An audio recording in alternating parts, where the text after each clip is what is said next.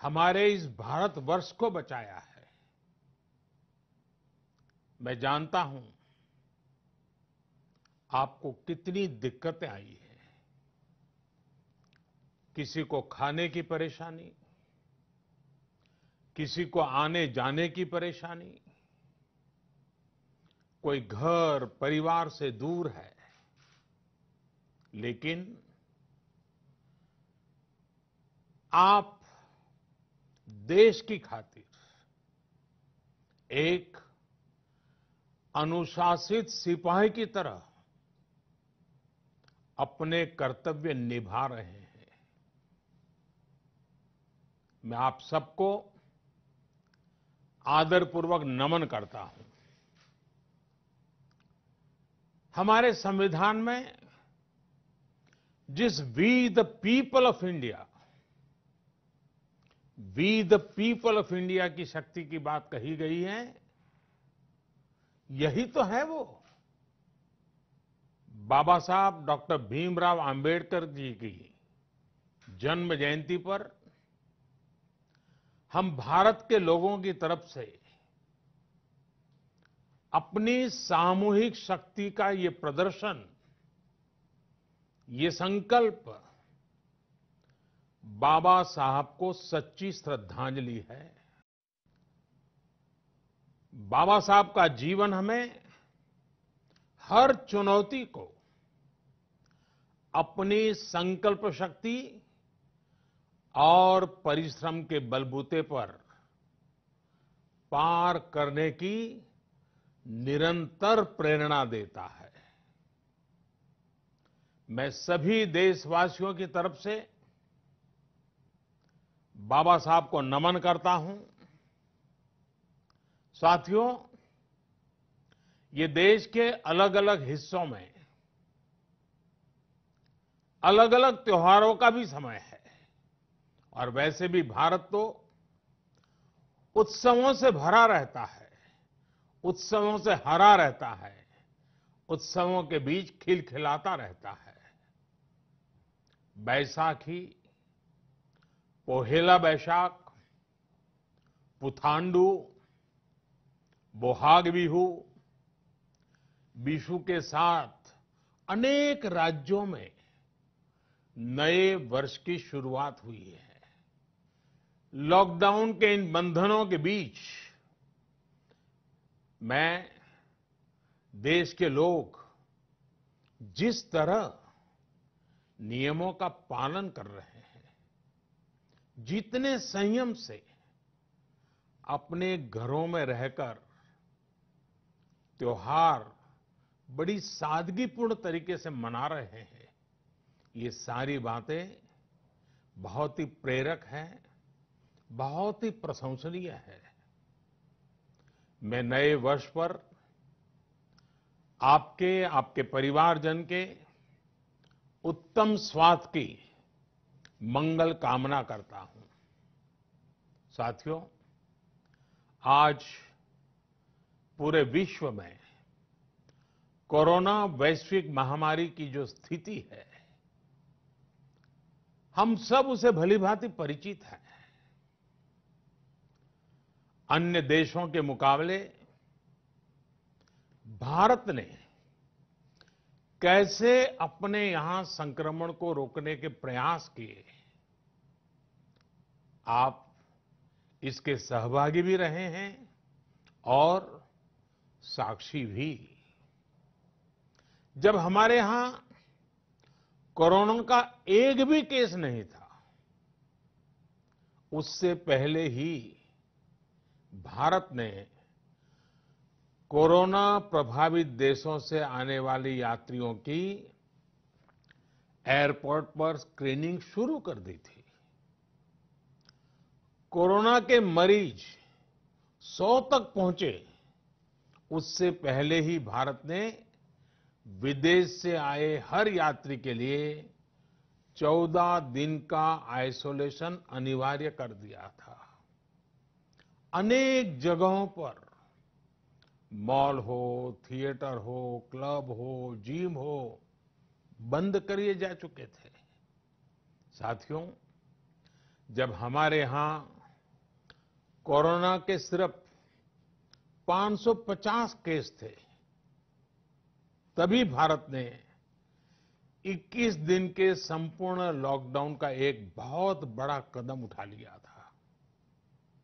भारत ने समस्या बढ़ने का इंतजार नहीं किया, बल्कि जैसे ही समस्या दिखी, उसे तेजी से फैसले लेकर उसी समय रोकने का भरसक प्रयास किया।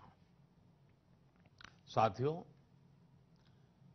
वैसे एक ऐसा संकट है जिसमें किसी भी देश के साथ तुलना करना उचित नहीं है, लेकिन फिर भी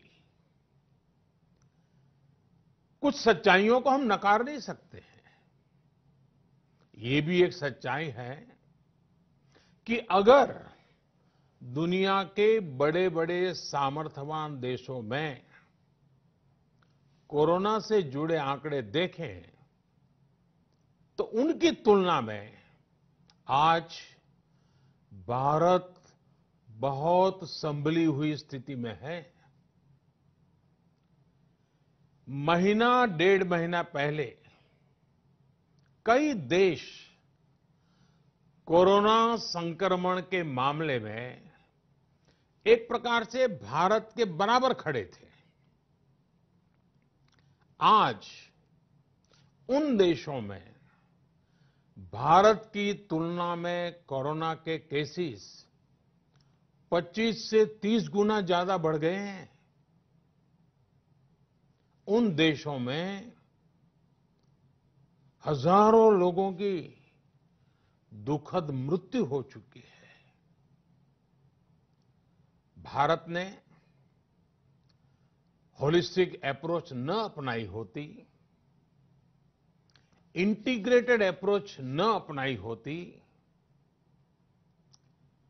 समय पर तेज फैसले न लिए होते, तो आज भारत की स्थिति क्या होती, इसकी कल्पना करते ही रुएं खड़े हो जाते हैं।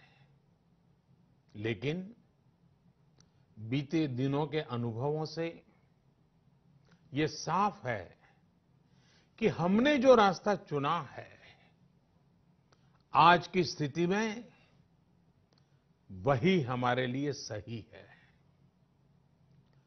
सोशल डिस्टेंसिंग और लॉकडाउन का बहुत बड़ा लाभ देश को मिला है। अगर सिर्फ आर्थिक दृष्टि से देखें तो ये महंगा जरूर लगता है, बहुत बड़ी कीमत चुकानी पड़ी है, लेकिन भारतवासियों की जिंदगी के आगे इसकी कोई तुलना नहीं हो सकती। सीमित संसाधनों के बीच भारत जिस मार्ग पर चला है, उस मार्ग की चर्चा आज दुनिया भर में होना बहुत स्वाभाविक है। देश की राज्य सरकारों ने भी, स्थानीय स्वराज संस्थाओं की इकाइयों ने भी इसमें बहुत जिम्मेदारी के साथ काम किया है। 24 घंटे हर किसी ने अपना जीमा संभालने के लिए प्रयास किया है और हालत को संभाला भी है।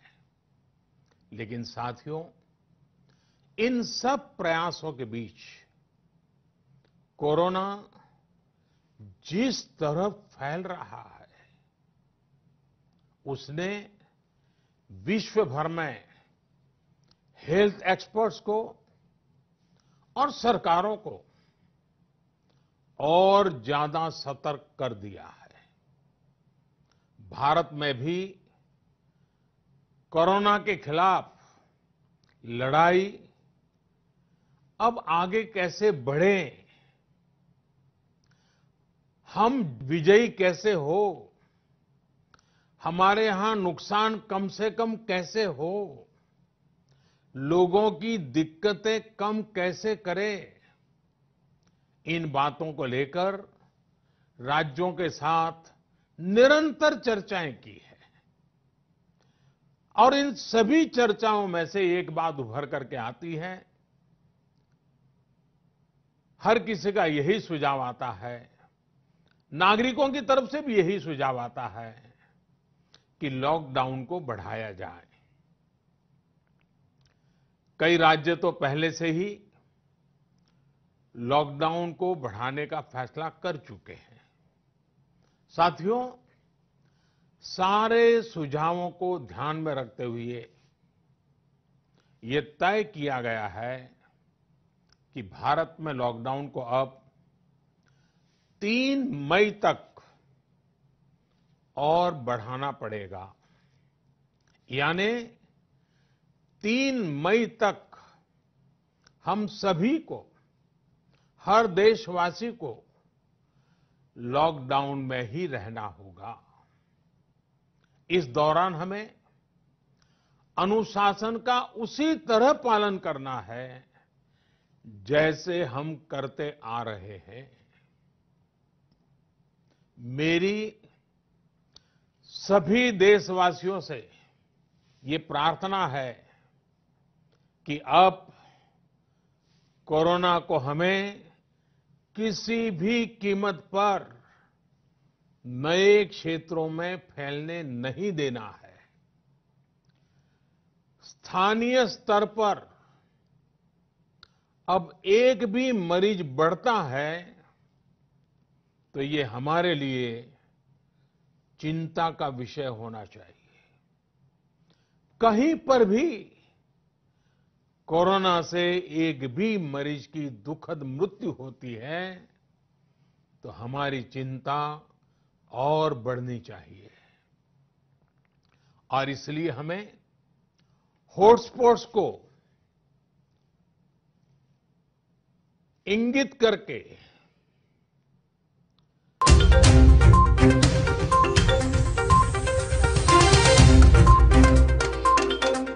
बदलने की आशंका है, उस पर भी हमें कड़ी नजर रखनी होगी, कठोर कदम उठाने होंगे।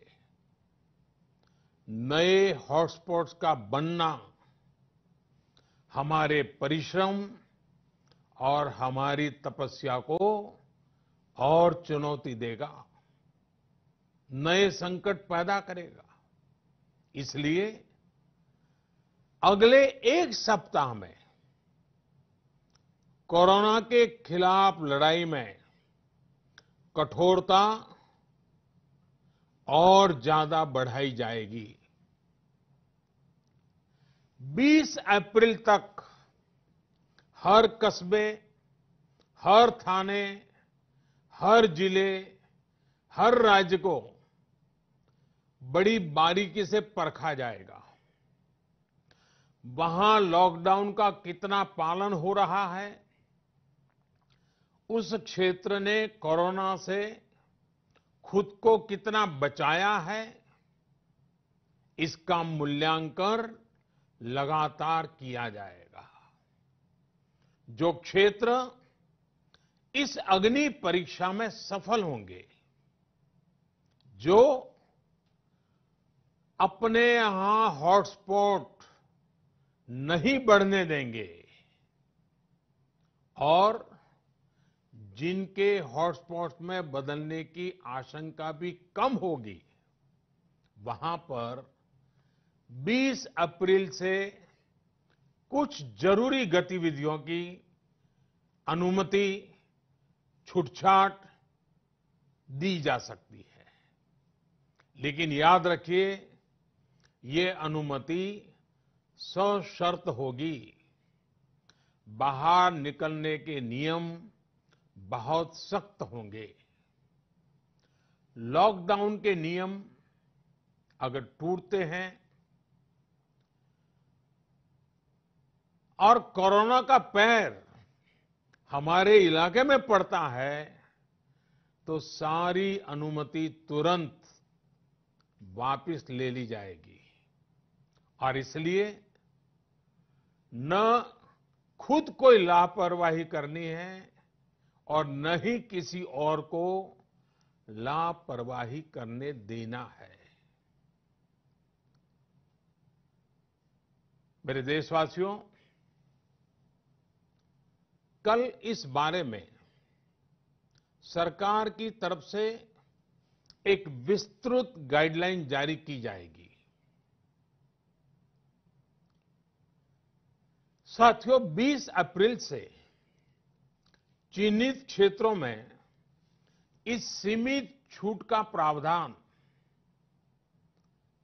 हमारे गरीब भाई बहनों की आजीविका को ध्यान में रखते हुए किया गया है। जो रोज कमाते हैं, रोज की कमाई से अपनी जरूरतें पूरी करते हैं, वही मेरा एक बृहद परिवार है। मेरी सर्वोच्च प्राथमिकताओं में एक, इनके जीवन में आई मुश्किल को कम करना है। प्रधानमंत्री गरीब कल्याण योजना के माध्यम से सरकार ने उनकी मदद करने का हर संभव प्रयास किया है। अब नई गाइडलाइंस बनाते समय भी उनके हितों का पूरा ध्यान रखा गया है। इस समय रबी फसल की कटाई का काम भी जारी है। केंद्र सरकार और राज्य सरकारें मिलकर प्रयास कर रही हैं कि किसानों को कम से कम दिक्कत हो। साथियों, देश में दवा से लेकर के राशन तक पर्याप्त भंडार है। सप्लाई चेन की बाधाएं लगातार दूर की जा रही है। हेल्थ इंफ्रास्ट्रक्चर के मोर्चे पर भी हम तेजी से आगे बढ़ रहे हैं। जहां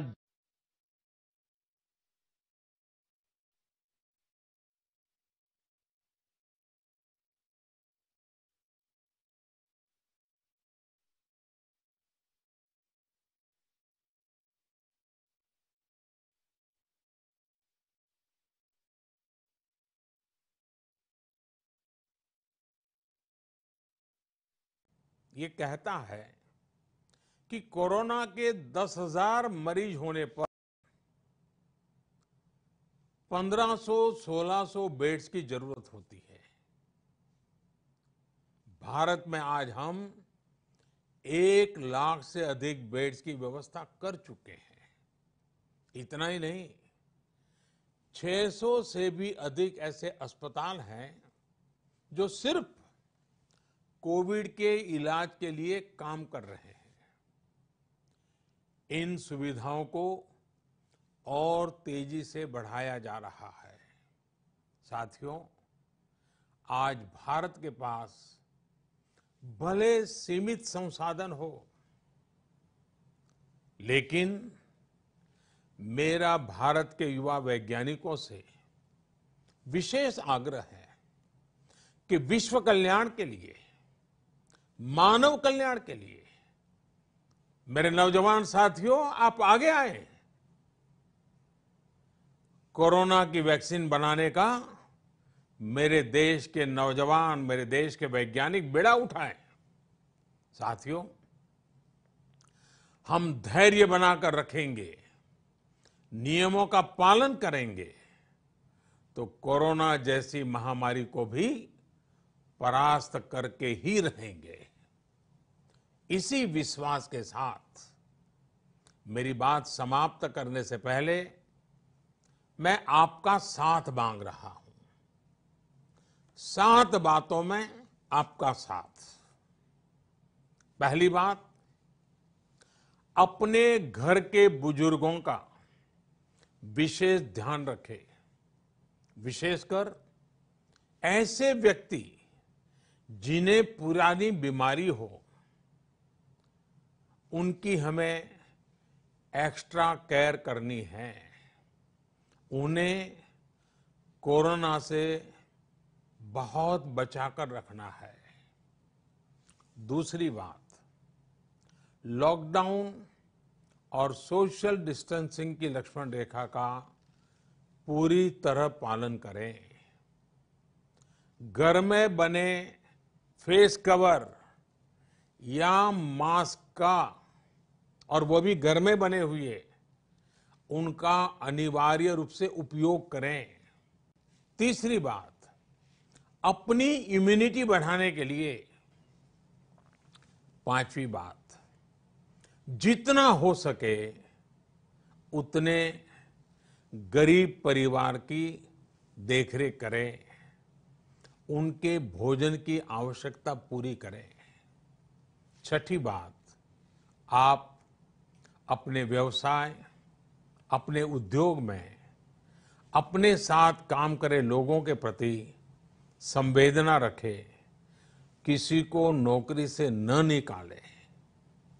सातवीं बात, देश के कोरोना योद्धाओं, हमारे डॉक्टर, नर्सेस, सफाई कर्मी, पुलिसकर्मी, ऐसे सभी लोगों का हम सम्मान करें, आदर पूर्वक उनका गौरव करें।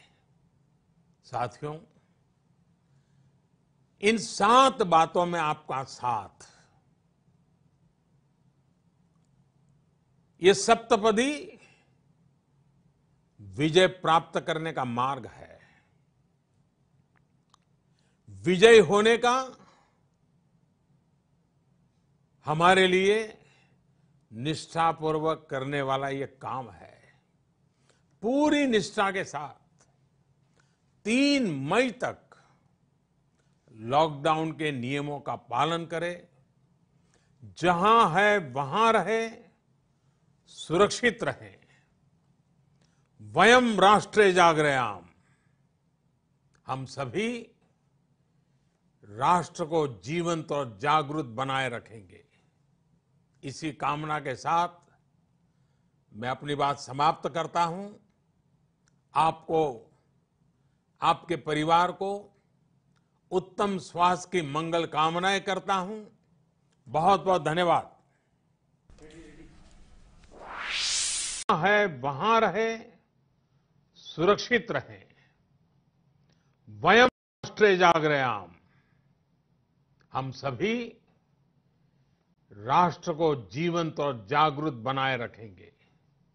इसी कामना के साथ मैं अपनी बात समाप्त करता हूं।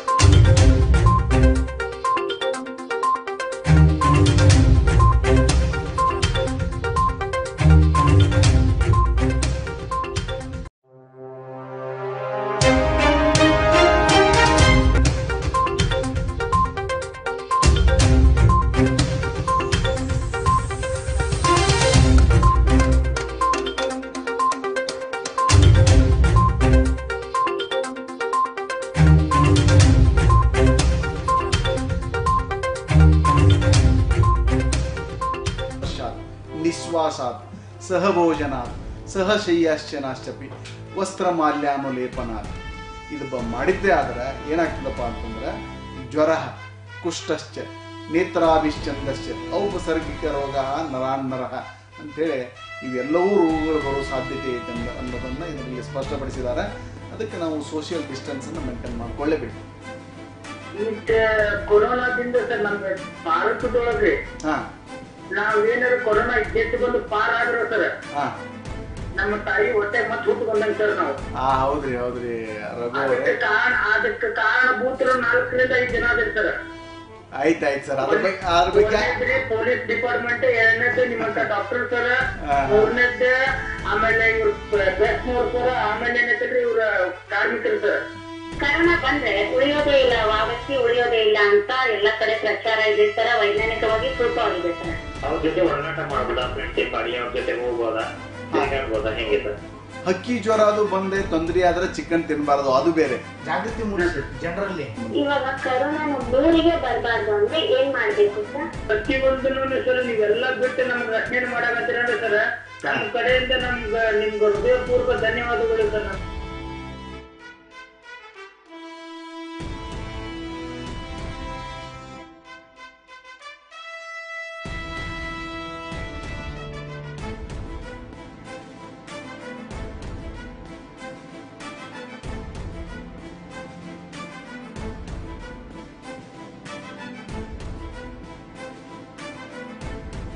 ನಮಸ್ಕಾರ ವೀಕ್ಷಕರೇ, ಸಿ9 ನ್ಯೂಸ್ ಕನ್ನಡಕ್ಕೆ ಸ್ವಾಗತ. ನಾನು ವಿಠಲ್ ಕ್ಯಾರಳ. ನಮ್ಮ ಯುದ್ಧ ಕೊರೋನಾ ವಿರುದ್ಧ ಎಂಬ ವಿಶೇಷ ಕಾರ್ಯಕ್ರಮಕ್ಕೆ ತಮಗೆಲ್ಲ ಸ್ವಾಗತ. ವೀಕ್ಷಕರೇ, ನಮ್ಮ ಯುದ್ಧ ಕೊರೋನಾ ವಿರುದ್ಧ ಎಂಬ ಅಡಿಬರಹದಲ್ಲಿ ನಮ್ಮ ದೇಶಕ್ಕೆ ಕೊರೋನಾ ಯಾವತ್ತು ಕಾಲಿಟ್ಟಿದೆಯೋ ಅವತ್ತಿನಿಂದ ಇವತ್ತಿನವರೆಗೂ ನಿರಂತರವಾಗಿ ಜನರಲ್ಲಿ ಈ ಕೊರೋನಾ ಬಗ್ಗೆ ಜಾಗೃತಿ ಮೂಡಿಸುವಂತ ಒಂದೇ ಒಂದು ಉದ್ದೇಶದಿಂದ ನಾವು ಪ್ರತಿನಿತ್ಯ ಕೊರೋನಾ ಸಂಬಂಧಪಟ್ಟಂತ ಕಾರ್ಯಕ್ರಮಗಳನ್ನ ಬಿತ್ತರಿಸ್ತಾ ಇದ್ದೇವೆ. ಅದಕ್ಕೆ ತಮ್ಮ ಸ್ಪಂದನೆಯೂ ಕೂಡ ಅತ್ಯುತ್ತಮವಾಗಿದೆ. ಅದಕ್ಕೆ ನಮ್ಮ ವಾಹಿನಿ ಪರವಾಗಿ ಮೊದಲು ನಿಮಗೆ ಅಭಿನಂದನೆಗಳನ್ನು ಸಲ್ಲಿಸ್ತೇವೆ. ಅದರಂತೆ ನಮ್ಮ ದೇಶದಲ್ಲಿ 6,000ರಷ್ಟು ಗಡಿಯಲ್ಲಿ ಇವತ್ತು ಕೊರೋನಾ ಸೋಂಕಿತರು ಪತ್ತೆಯಾಗಿದ್ದಾರೆ. 6,000 ಗಡಿಯನ್ನು ದಾಟಿದೆ. ಸೊ ಜಗತ್ತಿನಾದ್ಯಂತ 91,000 ಕೊರೋನಾ ಸೋಂಕಿತರು ಬಲಿಯಾಗಿದ್ದಾರೆ. ಅವರು ಮೃತಪಟ್ಟಿದ್ದಾರೆ. ಈ ಕೊರೋನಾ ಎಫೆಕ್ಟ್ ಇಂದ ಅವರು ಮೃತಪಟ್ಟಿದ್ದಾರೆ. ಆಮೇಲೆ 24 ಗಂಟೆಯಲ್ಲಿ 3,376 ಸೋಂಕಿತರು ಬರೀ 24 ತಾಸಿನಲ್ಲಿ ಈ ಕೊರೋನಾದ ಎಫೆಕ್ಟ್ ಇಂದ ಮೃತಪಟ್ಟಿದ್ದಾರೆ.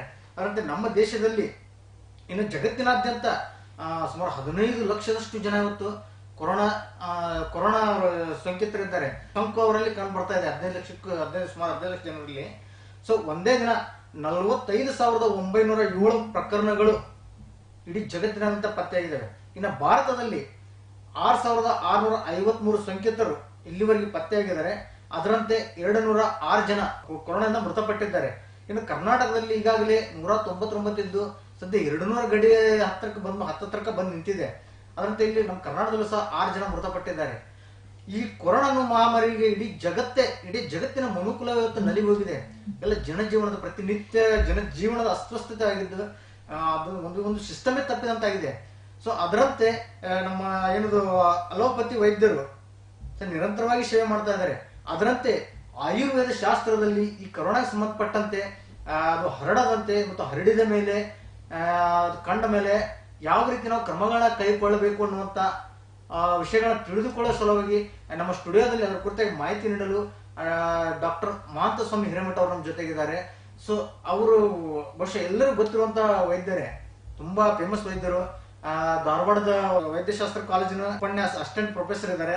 ಸೊ ಸಪ್ತಾಪುರದಲ್ಲಿ ಆಯುರ್ವೇದಿಕ್ ಆಸ್ಪತ್ರೆ ಕೂಡ ಇದೆ ಅವರದು. ಸೊ ಅದಾದ್ಮೇಲೆ ಅವರು ಹಲವಾರು ಕಡೆ ಈ ಆಯುರ್ವೇದಕ್ಕೆ ಸಂಬಂಧಪಟ್ಟ ಕಾರ್ಯಕ್ರಮ ನಡೆಸಿದ್ದಾರೆ. ಸೊ ಹೀಗಾಗಿ ಅವರು ಎಲ್ಲರಿಗೂ ಪರಿಚಯ ಇರುವಂತ ವ್ಯಕ್ತಿಗಳೇ. ಸೊ ಇವತ್ತು ಈ ನೇರ ಪ್ರಸಾರದಲ್ಲಿ ಈ ಕೊರೋನಾ ಸಂಬಂಧಪಟ್ಟಂಗೆ ನಿಮ್ಮಲ್ಲಿ ಏನೇನು ಪ್ರಶ್ನೆಗಳಿದಾವೆ ಅಥವಾ ಏನೇನು ಸಂಶಯಗಳಿದಾವೆ ನೀವು ಕರೆ ಮಾಡಿ, ನಂಬರ್ ಡಿಸ್ಪ್ಲೇ ಆಗ್ತಾ ಇದಾವೆ, ಕರೆ ಮಾಡಿ ನಿಮ್ಮ ಪ್ರಶ್ನೆಗಳನ್ನ ನೇರವಾಗಿ ಕೇಳಿ ಆ ವೈದ್ಯರಿಂದ ಡಾಕ್ಟರ್ ಮಾಂತಸ್ವಾಮಿ ಹಿರೇಮಠ ಅವರಿಂದ ನಾವು ಪರಿಹಾರ ಅದ್ರ ಬಗ್ಗೆ ಉತ್ತರವನ್ನು ತಿಳ್ಕೊಳ್ಳುವಂತ ಪ್ರಯತ್ನ ಮಾಡಿ ನಾವು ಸಹ ಪ್ರಯತ್ನ ಮಾಡ್ತೇವೆ. ಸೊ ಮೊದಲಿಗೆ ಕಾರ್ಯಕ್ರಮಕ್ಕೆ ಸ್ವಾಗತ ಮಾಡ್ಕೋಣ ಸರ್. ಕಾರ್ಯಕ್ರಮಕ್ಕೆ ಸ್ವಾಗತ. ನಮಸ್ಕಾರ ಸರ್, ಈಗ ಮೊದಲನೇದಾಗಿ ಇಡೀ ಜಗತ್ತನ್ನೇ ಆತಂಕದ ಸ್ಥಿತಿಯಲ್ಲಿ ಇಟ್ಟಿರುವಂತ ಈ ಕೋವಿಡ್-19 ಬಗ್ಗೆ ನಿಮ್ಮದೇ ಇದರಲ್ಲಿ ಹೇಳೋದಾದ್ರೆ ಏನ್ ಹೇಳ್ತಾರೆ? ಈ ಕೊರೋನಾ ಅಂದ್ರೆ ಕೋವಿಡ್-19 ಅಥವಾ ನೋವೆಲ್ ಕೊರೋನಾ ಅಂತಕ್ಕಂತಹ ಈ ಒಂದು ಏನು ವ್ಯಾಧಿ ಬಂದದ, ಇಡೀ ಜಗತ್ತಿಗೆ ಬಂದದ. ಅಂದ್ರೆ ನಮ್ಮ ರಾಷ್ಟ್ರ ಬಿಟ್ಟು ಹೊರಗಿನ ರಾಷ್ಟ್ರದಲ್ಲಿ ಚೈನಾದಲ್ಲಿ ಹುಟ್ಟಿರ್ತಕ್ಕಂತಹ ಇದು ಒಂದು ವೈರಲ್ ಇನ್ಫೆಕ್ಷನ್ ಇವತ್ತು ಈ ಕಮ್ಯುನಿಕೇಶನ್ದಿಂದ ಊರಿಂದ ಅಂದ್ರೆ ದೇಶದಿಂದ ದೇಶಕ್ಕೆ ತಿರುಗಾಡೋದ್ರಿಂದ ನಮ್ಮಲ್ಲೇನೋ ಇದು ಇವತ್ತು ಅವರ್ಷದ. ಅದು ಸಾಂಕ್ರಾಮಿಕವಾಗಿದ್ದು ಇದು ಮಾರಣಾಂತಿಕ ರೋಗವಾಗಿ ಪರಿಣಮಿಸಿರುವುದರಿಂದ ಇದಕ್ಕೆ ಜನರು ಹೆಚ್ಚಿಗೆ ಗಾಬರಿಗೊಳ್ಳುವಂತ ಒಂದು ವಿಷಯದಲ್ಲಿ ಇದನ್ನು ನಾವು ಕಾಣ್ತಾ ಇದ್ದೀವಿ. ಕೊರೋನಾ 2019ರಲ್ಲೇನೆ ಕಂಡು ಬಂದಿರೋದು. ಮೊದಲ ಕೇಸ್ ಪತ್ತೆ 2019ರಲ್ಲಿ. ಅದಕ್ಕಾಗಿ ಕೋವಿಡ್-19 ಅಂತ ಹೇಳಿ 19 ಸೇರಿಸಿರೋ ಕಾರಣ ಅಂದ್ರೆ ಈ ಕೊರೋನಾ ಅಂತಕ್ಕಂತಹ ವೈರಸ್ಗಳನ್ನ ಮೊದಲಿನಿಂದಲೂ ನೋಡ್ತಾ ಇದ್ದಾರೆ.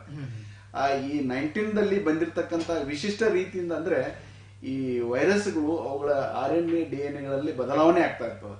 ಅದಕ್ಕಾಗಿ ಈ ಒಂದು ಸಂದರ್ಭದಲ್ಲಿ ಬಂದಿರತಕ್ಕಂಥದ್ದಕ್ಕೆ ಇದಕ್ಕೆ COVID-19 ಅಂತಕ್ಕಂಥ ಹೆಸರನ್ನ ಇಟ್ಟಿರ್ತಾರೆ ಸರ್. ಇದಕ್ಕೆ ಮುಂಚೆ ಯಾವಾದ್ರು ಕಂಡು ಬಂದಿತ್ತ ಮುಂಚೆ ಮೊದಲೇ ಎಲ್ಲಾದ್ರೂ? ಸರ್ ಆಕ್ಚುಲಿ ಹೇಳ್ಬೇಕಂತಂದ್ರೆ ನಾವು ವೈರಸ್ ಅಂತ ಹೇಳಲಿಕ್ಕೆ ಆಗೋದಿಲ್ಲ. ಆಯುರ್ವೇದದಲ್ಲಿ ಈಗ ಸುಶ್ರುತ ಸಂಹಿತೆಯೊಳಗೆ ನಮ್ಮ ಆಚಾರ್ಯರು ಏನ್ ಹೇಳ್ಯಾರಪ್ಪ ಅಂತಂದ್ರೆ, ಸುಶ್ರುತ ಸಂಹಿತ ಶಾರೀರ ಸ್ಥಾನ 5ನೇ ಚಾಪ್ಟರು 33-34ನೇ ಶ್ಲೋಕದಲ್ಲಿ ಇದಕ್ಕೆ ಜನಪದೋದ್ವಂಸದ ಬಗ್ಗೆ ಹೇಳ್ತಾರೆ. ಜನಪದೋದ್ವಂಸ ಅಂತಂದ್ರೆ ಜನಾನಾಂ ಪದಾನಾಂ ಧ್ವಂಸ ಅಂದ್ರೆ ಗ್ರೂಪ್ ವೈಸ್, ಅಂದ್ರೆ ಗುಂಪುಗಟ್ಟಲೆ ಜನರನ್ನ ಅಥವಾ ಜೀವಿಗಳನ್ನ ಧ್ವಂಸ ಮಾಡೋದಕ್ಕೆ ಅವ್ರಿಗೆ ತ್ರಾಸ ತಗೊಳ್ಬೇಕಾಗ್ತದೆ. ಇವೆಲ್ಲವೂ ಮೊದಲ ಶುರುವಾತಿಗೆ ಬರ್ತದೆ. ಅದರ ಜೊತೆಗೆ ಆಮೇಲೆ ಕೆಲವೊಬ್ಬರಿಗೆ ಲೂಸ್ ಮೋಷನ್ ಆಗ್ಬೋದು, ವಾಂತಿಯು ಶುರು ಆಗ್ಬೋದು. ಇವೆಲ್ಲವೂ ಸಹಿತ ಈ COVID-19 ಲಕ್ಷಣಗಳಾಗಿರೋ.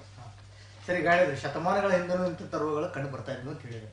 ಸೊ ಉದಾಹರಣೆ ಕೊಟ್ಟರೆ ಪ್ಲೇಗ್ ಇರ್ಬೋದು, ಮಲೇರಿಯಾ ಇರ್ಬೋದು, ಇವನ್ ಕುಷ್ಠರೋಗ ಅಂತೂ ನಮ್ಮ ದೇಶನ ಸಾಕಷ್ಟು ಕಾಡಿದೆ. ಕುಷ್ಠರೋಗ ಇರ್ಬೋದು ಮತ್ತೆ ಮಲೇರಿಯಾ. ಸೊ ನಾವು ಓದಿದಾಗ ನೋಡಿಲ್ಲ, ಓದಿರೋ ಪ್ರಕಾರ ತುಂಬಾ ಕಾಡಿದೆ ನಮ್ಮ ದೇಶನ. ಸೊ ಆ ಸಂದರ್ಭದಲ್ಲಿ ನಮ್ಮ ಪೂರ್ವಜರು ಇವಾಗಿನಂಗ ಆ ಸಂದರ್ಭದಲ್ಲಿ ಅಲೋಪತಿ ಅಷ್ಟೊಂದು ಇರಲಿಲ್ಲ. ಸೊ ಆಯುರ್ವೇದದಲ್ಲೇನೆ ಅದನ್ನ ಗುಣಪಡಿಸುವಂತ ಸಂದರ್ಭ ಅದು. ಸೊ ಇಲ್ಲಿ ಸಾಂಕ್ರಾಮಿಕ ರೋಗ ಬಂತಂದ್ರೆ ಇದು ಒಬ್ಬರಿಂದ ಒಬ್ಬರಿಗೆ ಹರಡತಕ್ಕಂತಹ ರೋಗ. ಅದಕ್ಕೆ ನಮ್ಮ ಆಯುರ್ವೇದದೊಳಗೆ ಒಂದು ಶ್ಲೋಕ ಹೇಳ್ತಾರೆ, ಪ್ರಸಂಗಾತ್ ಗಾತ್ರ ಸಂಸ್ಪರ್ಶಾತ್ ನಿಶ್ವಾಸಾತ್ ಸಹಭೋಜನಾತ್ ಸಹಸೇಯಾಶ್ಚನಾಶ್ಚಪಿ ವಸ್ತ್ರ ಮಾಲ್ಯಾನುಲೇಪನಾತ್. ಅಂದ್ರೆ ಇದು ಸಂಸ್ಕೃತದಲ್ಲಿ ಇರತಕ್ಕಂತಹ ಶ್ಲೋಕ. ಇದರ ಅರ್ಥ ಇಷ್ಟೇ, ಏನಪ್ಪಾ ಅಂದ್ರ ಈ ಸಾಂಕ್ರಾಮಿಕ ರೋಗ ಬಂತಂತಂದ್ರೆ ಇದು ಒಬ್ಬರಿಂದ ಒಬ್ಬರಿಗೆ ಹರಡುತ್ತದೆ. ಅದಕ್ಕೆ ಒಬ್ಬರಿಂದೊಬ್ಬರು ಡಿಸ್ಟೆನ್ಸ್, ಈಗ ನಮ್ಮ ಸರ್ಕಾರಗಳು, ವೈದ್ಯರು ಮತ್ತೆ ಮಾಧ್ಯಮದವರು ಎಲ್ಲರೂ ಹೇಳ್ತಕ್ಕಂತಹ ಒಂದು WHO ಏನ್ ಹೇಳ್ತಂದ್ರೆ ಡಿಸ್ಟೆನ್ಸ್, ಸೋಷಿಯಲ್ ಡಿಸ್ಟೆನ್ಸ್ 1 ಮೀಟರ್ ಮಾಡ್ಕೋಬೇಕಂತ. ಅದನ್ನ ಅವಾಗಿನ ಕಾಲದೊಳಗನು ಹೇಳಿದೆ. ಒಬ್ಬರೊಬ್ಬರು ಹತ್ಕೊಂಡಿರಬಾರ್ದು, ಸಹಭೋಜನಾತ್ ಇನ್ಫೆಕ್ಟ್ ಆದಂತಹ ವ್ಯಕ್ತಿ ಜೊತೆಗೆ ಊಟ ಮಾಡಬಾರ್ದು. ಆಮೇಲೆ ವಸ್ತ್ರ ಮಾಲ್ಯಾನು ಲೇಪನಾತ್, ಅವ್ರು ಹಾಕಿಕೊಂಡಿರ್ತಕ್ಕಂಥ ಬಟ್ಟೆಗಳನ್ನು ಹಾಕೋಬಾರ್ದು. ಮತ್ತೆ ಇನ್ನೊಂದು ಮಾಸ್ಕ್ ಅನ್ನ ಯಾಕೆ ಹಾಕೋಬೇಕಂತಂದ್ರೆ ನಿಶ್ವಾಸಾತ್, ಅವರು ಸೀನಿದ್ರೆ ಮತ್ತೆ ಅವರು ಕೆಮ್ಮಿದ್ರೆ ಅದು ಏನಾಗ್ತದಂದ್ರೆ ಕೆಲವೊಂದು ಡಿಸ್ಟೆನ್ಸ್ ವರೆಗೆ ಅದು ನಮ್ಮ ಉಗುಳಿನಲ್ಲಿ ಆ ವೈರಸ್ ಬಂದು ಬೇರೆಯವರಿಗೆ ಹರಡತಕ್ಕಂತಹ ಸಂಭವನೀಯತೆ ಐತೆ ಅನ್ನೋದ್ರಿಂದ ಅವಾಗಿನ ಕಾಲದೊಳಗೆ ಇವುಗಳನ್ನೆಲ್ಲ ಹೇಳಿದರು. ಇವುಗಳನ್ನ ಮಾಡ್ಲಿಲ್ಲ ಅಂದ್ರೆ ಏನಾಗ್ತದ ಅಂತನೂ ನಮ್ಮ ಆಚಾರ್ಯರು ಏನ್ ಹೇಳಿದ್ರಂದ್ರೆ, ಜ್ವರ, ಕುಷ್ಠ, ನೇತ್ರಾಭಿಷಂಧ, ಅಂದ್ರೆ ಫಸ್ಟ್ ಹೇಳಿದ್ದ ಅವರು ಜ್ವರ, ಅದಕ್ಕೆ ಜ್ವರ ಬರ್ತದ. ಈ ಮತ್ತೆ ಕುಷ್ಠಿನಂತಹ ರೋಗಗಳು ಬರ್ತಾವ. ಮತ್ತೆ ಶ್ವಾಸ ಅಂದ್ರ ಈ ಉಸಿರು ತಗೊಳ್ಳೋದು ಬಿಡೋದು ತೊಂದರೆ, ಇವುಗಳೆಲ್ಲವೂ ಶುರು ಆಗ್ತಾವ ಅಂತಕ್ಕಂತಹ ನೇತ್ರಾಭಿಷಂಧ ಇವೆಲ್ಲವೂ ಬರ್ತಾವಂತದ್ದನ್ನ ಅವಾಗಿನ ಕಾಲದೊಳಗನ ಹೇಳಿದಾರೆ ಸರ್. ಸರಿಗ ನಮ್ಮ ಪೂರ್ವಜರು ಯಾವ ರೀತಿ ಮುಂಜಾಗ್ರತಾ ಕ್ರಮ ಕೈಗೊಳ್ತಿದ್ರಲ್ಲ, ಅದಕ್ಕೂ ಈ ಪ್ರಸಕ್ತ 2019-20ರಲ್ಲಿ ಏನು ಕೊರೋನಾಗೆ ನಾವು ಮುಂಜಾಗ್ರತಾ ಕ್ರಮಗಳನ್ನು ತಗೋತಾ ಇದಾವಲ್ಲ, ಅದನ್ನ ಹೋಲಿಕೆ ಮಾಡಿ ನೋಡಿ ನೀವು ಯಾವ ರೀತಿ ಅದನ್ನ ಹೇಳ್ತೀರ? ಮತ್ತೆ ಆಯುರ್ವೇದ ಶಾಸ್ತ್ರದಲ್ಲಿ ಏನು ಮುಂಜಾಗ್ರತಾ ಕ್ರಮಗಳನ್ನು ಕೈಗೊಳ್ಳುವುದು ಅಂತ ಹೇಳಿದಾರೆ ಅನ್ನೋದನ್ನ ನೀವು ಸದಾ ಫೋನ್ ಮಾಡಿ ಕೇಳ್ಕೋಬಹುದು. ಸೊ ಅದಕ್ಕಾಗಿ ನಮ್ಮ ವಾಹಿನಿ ಡಿಸ್ಪ್ಲೇಲಿ ನಂಬರ್ ಡಿಸ್ಪ್ಲೇ ಆಗ್ತಾ ಇದೆ ಪರದೆ ಮೇಲೆ. ಸೊ ಅದಕ್ಕೆ ಕರೆ ಮಾಡಿ ನೇರವಾಗಿ ವೈದ್ಯರ ಜೊತೆನೆ ನಿಮ್ಮಲ್ಲಿ ಏನೋ ಸಂಶಯಗಳು ಪ್ರಶ್ನೆಗಳಿದ್ರೆ ಕೇಳ್ಕೊಂಡು ಉತ್ತರ ಪಡ್ಕೊಳ್ಳಿ. ಸೊ ನಂಬರ್ ಬರ್ತಾ ಇದೆ ನೋಡಿ, ಕಾಲ್ ಮಾಡಿ ನಿಮ್ಮ ಪ್ರಶ್ನೆಗಳನ್ನ ಕೇಳಿ. ಮೇಲ್ಗಡೆ ಇದೆ ನೋಡಿ ನಂಬರು.